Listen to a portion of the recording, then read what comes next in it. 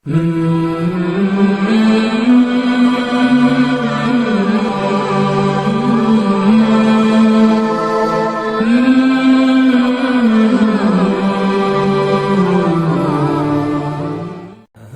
اللہ الرحمن الرحیم۔ حضرت موسیٰ علیہ السلام کے پاس ایک شخص وہ آیا، اس نے کہا کہ اللہ کے نبی، میں یہ چاہتا ہوں کہ کل میرے ساتھ کیا ہونے والا ہے اس کا مجھے علم ہو جائے۔ حضرت موسیٰ علیہ السلام نے فرمایا کہ تکوینی امور ہے اور اس میں آپ یہ نہ کریں، آپ کو اس سے پریشانی لاحق ہو جائے گی۔ لیکن وہ شخص نہیں مانا۔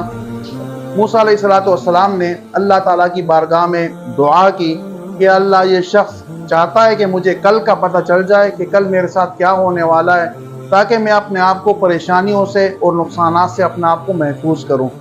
اللہ تبارک و تعالیٰ نے حضرت موسیٰ علیہ السلام کی دعا قبول فرمائی اور اس شخص کو یہ علم دے دیا گیا کہ کل تیرے ساتھ کیا ہونے والا ہے۔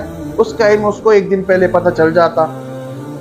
ایک دن اس کو یہ معلوم ہوا کہ کل تیرا گھوڑا مرنے والا ہے۔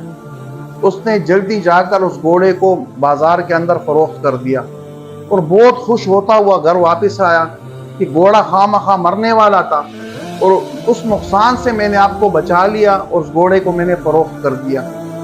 کچھ دن گزرے تھے کہ اس کو پتہ چلا کہ اس کا غلام کل مرنے والا ہے۔ یہ گیا، اس غلام کو بازار لے گیا اور بازار میں جا کر اس کو بھی فروخت کر دیا۔ پھر اس کے بعد کچھ دن گزرے تھے، اس کو پتہ چلا کہ کل میں خود مرنے والا ہوں۔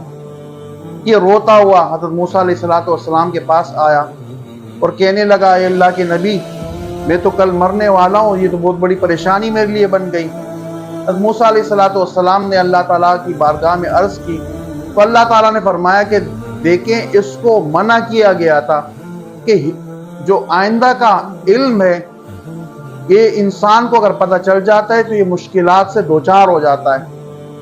ہمارا فیصلہ یہ تھا کہ ہم ایک بلا اور مصیبت تمہارے گھر پر اتارنے والے تھے، لیکن ہم نے کہا کہ وہاں گھوڑا موجود ہے، یہ مصیبت جو تیرے اوپر آنے والی ہے یا تمہارے گھر کے افراد کے اوپر آنے والی ہے، یہ گھوڑے پہ آ جائے گی تو تم اور تمہارے گھر والے اس مصیبت سے محفوظ ہو جاؤ گے۔ لیکن تم نے کیا کیا؟ لالچ میں آ کے تم نے اپنا گھوڑے کو فروخت کر دیا۔ ہم نے دیکھا کہ گھوڑا نہیں ہے، اس کے بعد ہم نے کہا یہ مصیبت اور پریشانی جو بلا آنے والی ہے یا اس غلام کے اوپر آ جائے گی تو تم اور تمہارے گھر والے اس سے محفوظ ہو جاؤ گے، لیکن تم نے لالچ میں آ کر اپنے غلام کو بھی فروخت کر دیا۔ اب اس مصیبت، وہ مصیبت جو گھوڑے پہ آنے والی تھی اور تمہارے کو بچانے، تم اس سے بچنے والے تھے، اور وہ جو مصیبت غلام کے اوپر آنے والی تھی اور اس کے بدلے میں تم بچ جاتے، تمہارے گھر والے بچ جاتے، لیکن تم نے وہ دونوں چیزیں راستے سے ہٹا دیے۔ اب وہ مصیبت براہ راست تمہارے اوپر آئے گی اور موت کی شکل میں تم اس دنیا سے جاؤ گے۔ تو اللہ تعالیٰ کے جتنے بھی کام ہوتے ہیں ان تمام کاموں کے اندر حکمت ہوتی ہے اللہ تعالیٰ کی طرف سے۔